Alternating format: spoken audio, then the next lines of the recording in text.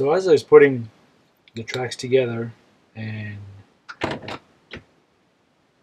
tried to install them to test fit and everything, I realized that it was a bit too long, but if I took off one piece of the track, it was also a bit too short. Now going in wasn't an option, so I redesigned the motor pod so it was 1/4 of an inch shorter.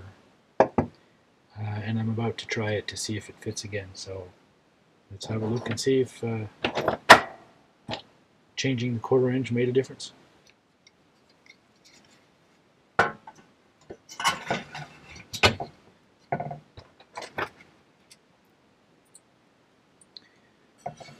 I also set it up in a way, well, here's a sample piece. I set it up in a way so that when I put the self-locking nuts in, they actually become part of the casing, so that I don't have to go in and try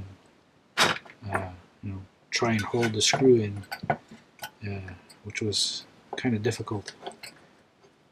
So this is much easier. Just put the screw in and tighten it up. Don't have to hold anything.